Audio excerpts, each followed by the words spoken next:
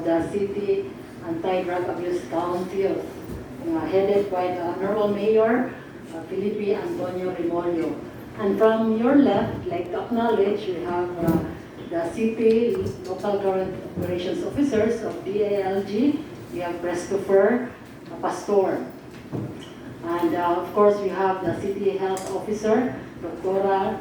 Sarah Tala. And the Chief of Police of Dumaguete City, we have Lieutenant Colonel Mark Gifter Socali. And from the City Social Welfare Office, atong Officer Head, si Ma'am Lilbeth Pilipinas. Of course, those atong mga members of the media nga niya karon, and those watching on live stream over Facebook pages of PIA, Negros Oriental, and Lupad Dumaguete. And welcome to this briefing. I am Jenny Tilos of the Philippine Information Agency. So to continue, Dumaguete City's advocacy campaign on the prevention, on drug prevention, abuse prevention, we are here, of course, atong gihataga gigayon to hold this briefing to present CADAC's plan of action that promotes inunta nga ilahang safer Dumaguete and drug-free Dumaguete. And this is also in line sa observance of Drug Abuse Prevention and Control Week na nagsugod niya itong November 15 ngadto sa November 21 with the theme Better Knowledge for Better Care. This is emphasized the need to improve understanding sa problema sa droga and how in turn better knowledge nga atong to bring greater cooperation among the sector diri labi na sa Dapes Dumaguete nga pagkontra sa epekto sa droga on health, governance, and security. So with that, we have here atong mga lead authorities or agencies dinhi sa Dapes Dumaguete to present their initiatives, their accomplishments, as well as their CADAC plan of action. So let's hear first. I will listen to the Chief of Police of Dumaguete City PNP. Please help me welcome Lieutenant Colonel Mark Gifter Socali. Sir.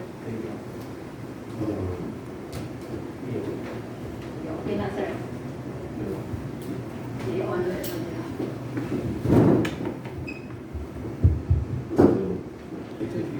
Next, please.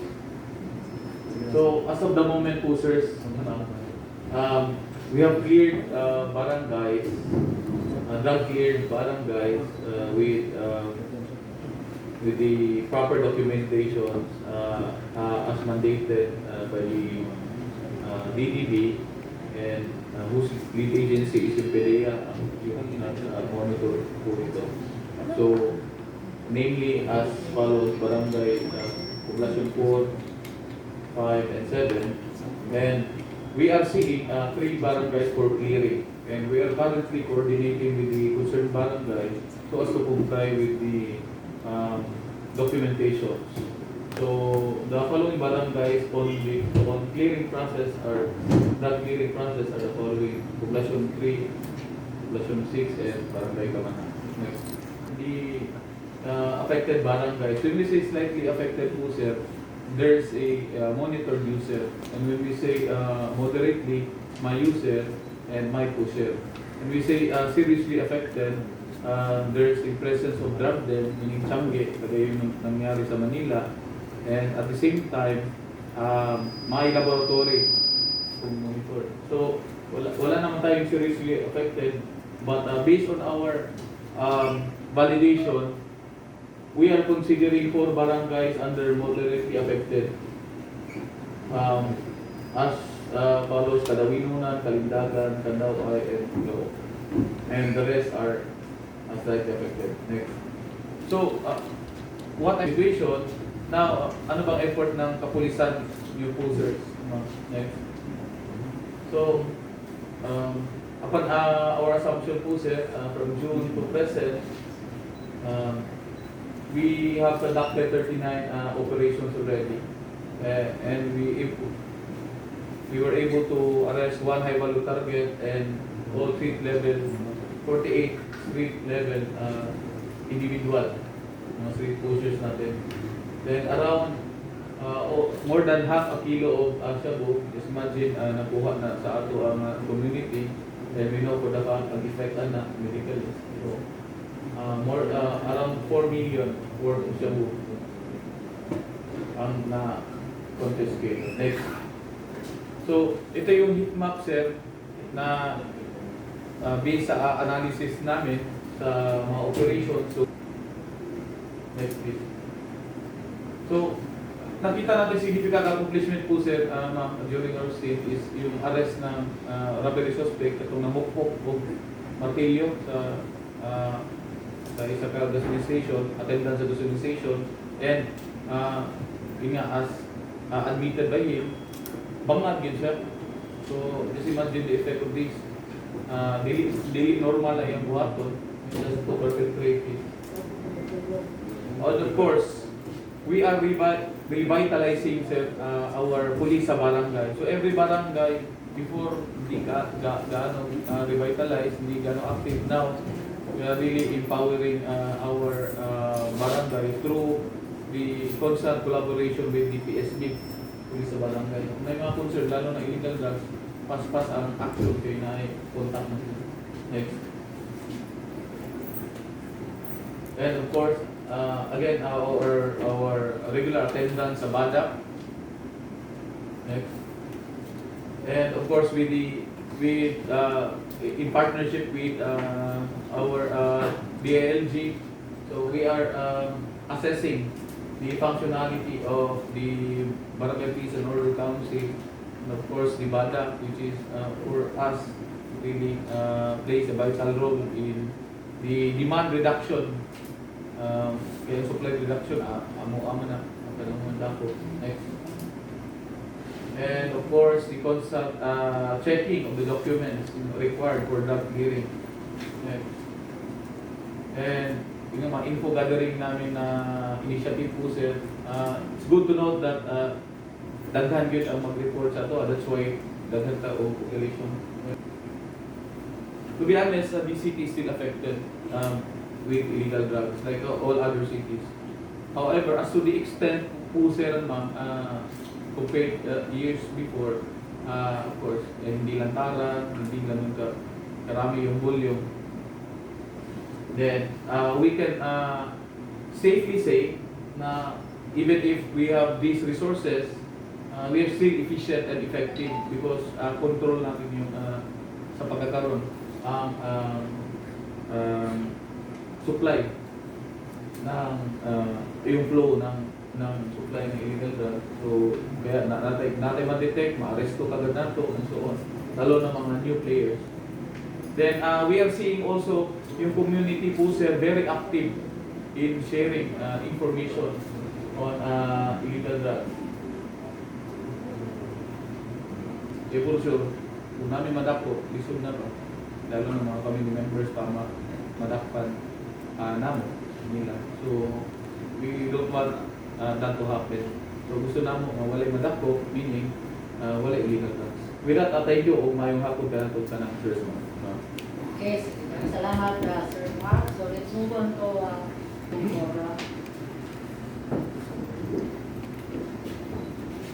Maayong hapon sa tanan. Hello. yes. Yung statistical data on katong mga number na nakukhang sometime in 2017, we started katong among assessment sa 905 drug surrenderies.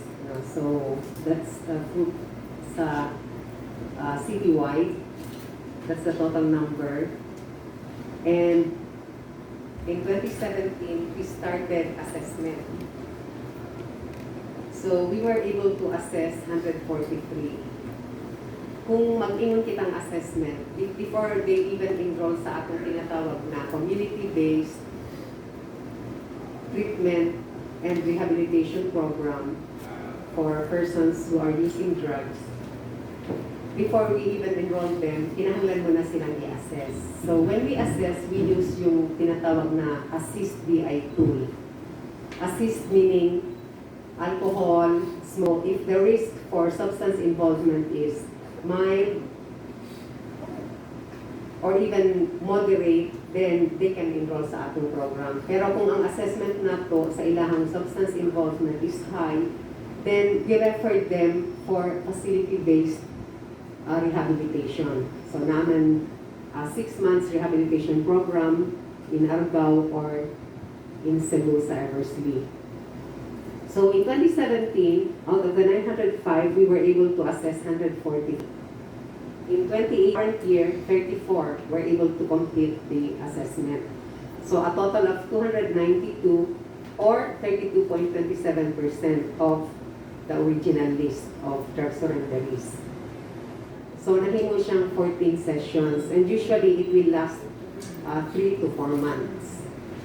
So depende na lang sa sabot sa atong mga enrollees if it will be more frequent, kunyari 2 times in a week ang meeting or once a week, because majority of them are also workers, so nagtatrabaho po sila for their family, so kinahanglan po silang nakikita, so we cannot impose on them the schedule, so they themselves will talk it amongst themselves kung unsa ang comfortable or available na schedule for them.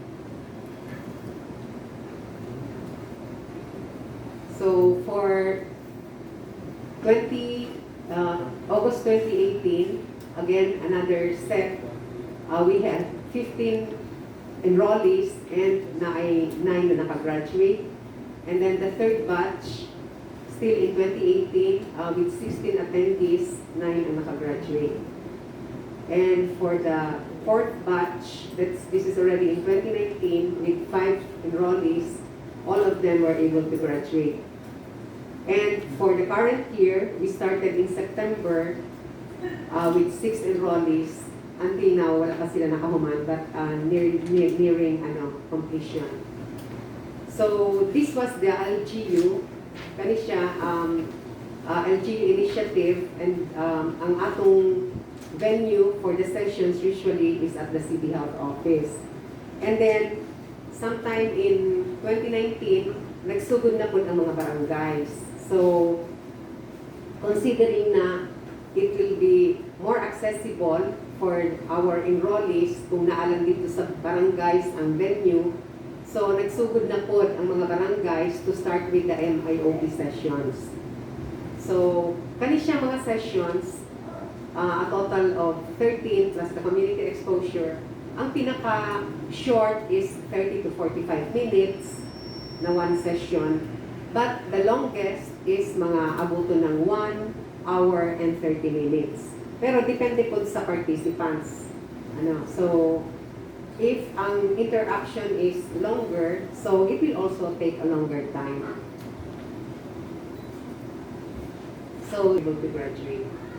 So, for the current year, we have an ongoing MIOB program for 3 barangays, Loob, Mangnao, and Butong.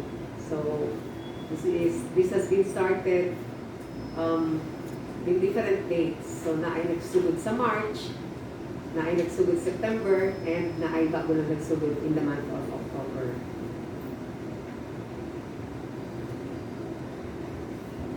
So, that's about the accomplishment for our community-based treatment and rehabilitation program for the drug surrenderies. Okay, maraming salamat Dr. Tala. So, after the graduation of CBRPP, with a certificate of completion, and after that, they will be referred kung ganahan silang mag-enroll sa TESDA or katong mga dili nakahuman sa high school, then pwede silang mag-enroll sa sa DepEd, sa ALS, katong alternative learning. So, pwede sila kato maka-enroll so that when they graduate from high school, matagaan silang diploma or certificate ba, and then they can be referred for work. So, pwede silang i-refer sa it's already integrated in the sessions na ay drug testing. The aftercare, focal person on aftercare program of the city. Sorry, kayo noon ako ka-prepare of PowerPoint presentation. I thought meeting rani, so ako gi-prepare na siya sa Word.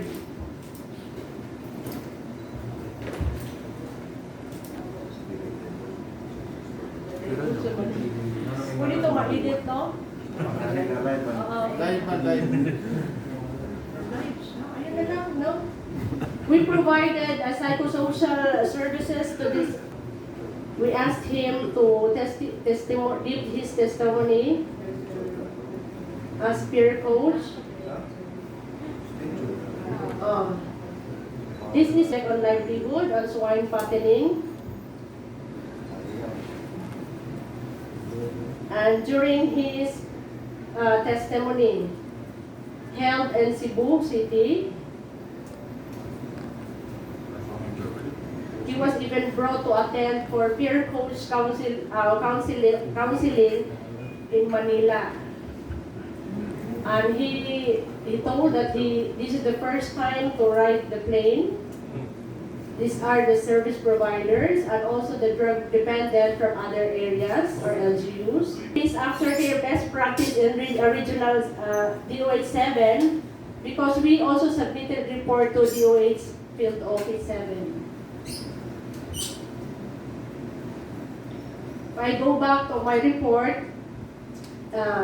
These are the services provided for the beneficiary, no?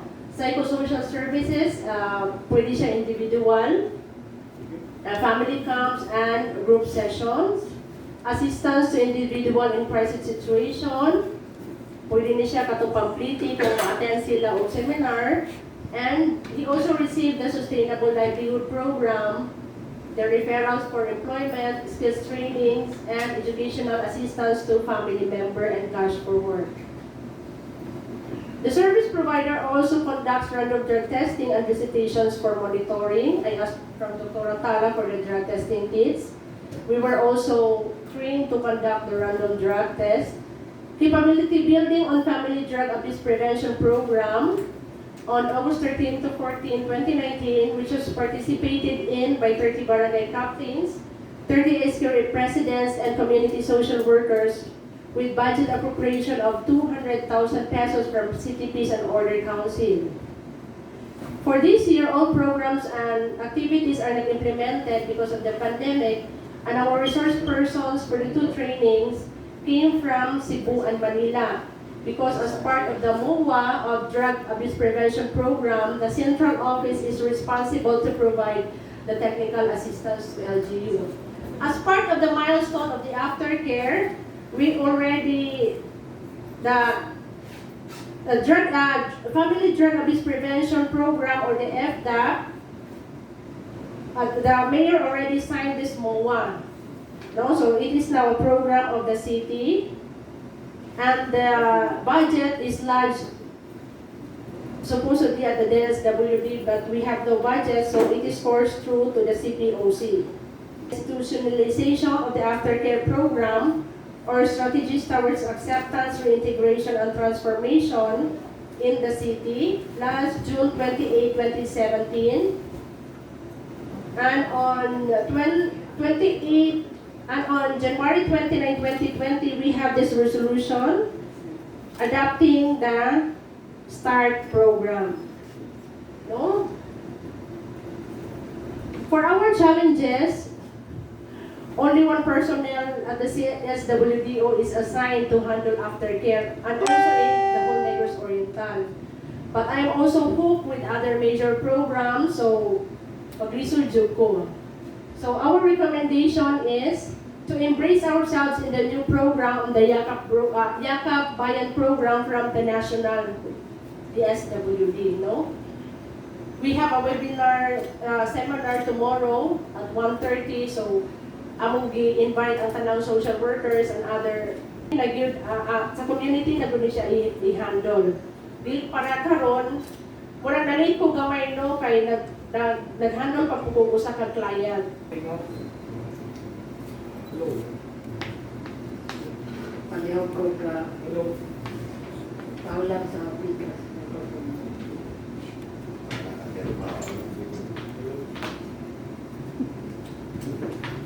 Hello, ako sa tanan. So makita nato nga nagatang mga programa nga gi-implement sa atong city when it comes to addressing the illegal drug problem. And although natay gipang implement, but ang problema na rin ako. That's why ang atong approach sugod sa this year was to involve the community.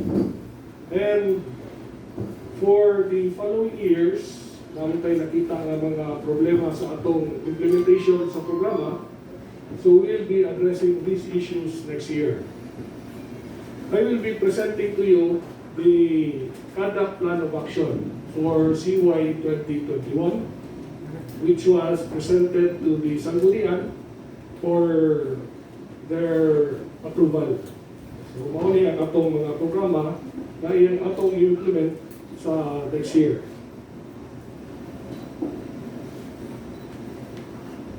Report ng PNP, Chief si Colonel Sukalit, na natay mga assessment and validation sa atong functionality sa atong 30 ka barangays. So, we will be continuing this because nakita nato nga for calendar year 2019, natay usa ra ka barangay, ang high ang ilang level sa functionality, 20 ka barangays ang moderate, and then we still have 9 barangays na ilang functionality low lang. So, we need to improve on the functionality level sa atong mga barangays. Next program is to provide incentives. Tungkol kay nakita na to nga kung tagaan na to incentives ang mga performance sa atong mga barangays, dahil makita na to mag-inahinay kay improve ang ilang performance. So we'll be continuing to implement and give incentives to the barangays which are implementing good programs on anti-illegal drugs. Seminars and symposiums. Naputay isa aside na budget para sa pagkana ng symposiums because nakita na to nga although walay klase pa karon mo nang wala na to makahimo atong pag-start sa pandemic, wala ta kakandak og mga symposium, seminars. So we'll be continuing this program next year. Next is the reproduction of IEC materials, information, education, communication campaign materials. Ni coordinate sa atong PDEA, ni provide sila og mga comics, atong iplano nga atong i-target sa atong mga estudyante. And hopefully, we will be coordinating with the barangays para sa distribution niya ani doon. Next is the continuation of the community-based treatment and rehabilitation program which was reported earlier ni Doktora. Kaya nakita na to nga sa 400 plus na to kami surrender na may ratag accomplishment, apatas 30. We are also involving the barangays para ilang madasig katong wala mo undergo sa rehab ato ning kumustahon pag-usog o nag-start na karon nga atong i-continue next year para mo-undergo sila sa ilang community-based treatment and rehab program. Next is also will be purchasing drug testing kits and other supplies sa atong illegal drug programs. In charge ani ang atong City Health and maybe ang CSWDO could also assist na ma-identify kung sa mga gamit na atong kinahanglan atong pamaliton. Also, ang atong Family Drug Abuse Prevention Program atong yapong ipadayon. Ito mo nakita na kinahanglan og suporta sa pamilya ang atong mga na igo sa atong illegal drugs. So, dapat ato atong encourage na suportaran sila dili lang sa community kundi mismo sa ilang pamilya. And of course, ang aftercare program, which was reported also earlier, ni Ma'am Jocelyn na natay na-identify na problema. Tungod kaya ang atong service provider, ang atong office, ang atong CSWDO, niya usara ang atong staff. So, this time, next year, we'll be involving kan aning pagkuan na to sa atong pag-implement na to sa aftercare, nabutay mga tao na atong ipang-train para motabang o implement sa atong aftercare program nga model o one-on-one sa atong mga drug surrendering para during that atong pagmaon ang ilang mga testimony and then ma-encourage sila na mupadayon o enroll sa atong MIOP as well as our aftercare program. So for calendar year 2021, the city allotted at least 3 million or 2,970,000 for our anti-illegal drug programs sa atong city. Thank you. Okay, daghang salamat Mr. Raise their concerns. Naglisod sila, doon na sila ni graduates, but naglisod sila sa aftercare. I don't know if those concerns issues were ihatag ba nga ito sa kahit na barangay ito. Under Masal Tumaguete City, naibalo ba nga itong sa City Social Welfare. Kaya mismo si Kapitan Maylin sa Barangay Utso, hindi siya out of, I don't know, 7 ba ito na ni undergo o rehab at rin graduate. But ang iyang problema, kay wala, mubasinig mubalik, kay wala yan siya aftercare nga, like, yun pa, whatever, ni pangayo. Due to the pandemic, so although our focal person for the drug start program is meeting them individually as to assessment of their case. So hopefully with this, it is still part of our budget and project for next year. So hopefully we can do it with the rest of the graduates of the MIOP. Thank you, ma'am.